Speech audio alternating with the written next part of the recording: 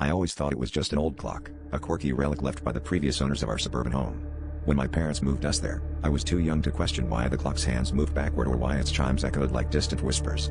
But as the years passed, something unsettling began to unravel.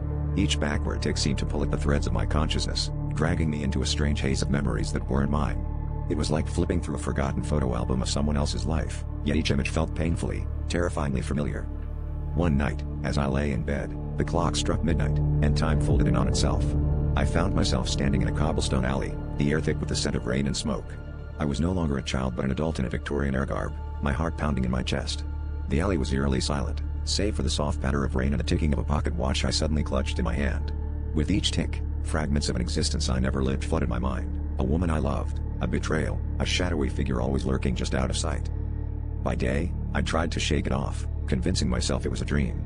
But each night, the clock's chimes drew me deeper into this past life. I started recognizing faces from those visions in my waking world.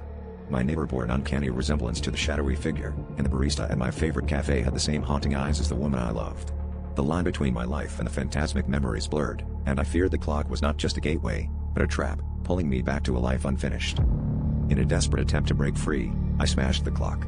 But as the glass shattered, so did the thin veneer separating the two lives. The air around me crackled with energy, and I was thrown backward, landing on the cold cobblestones. The alley wasn't a memory anymore, it was my reality. The shadowy figure emerged from the mist, a sinister grin twisting his features as he extended his hand.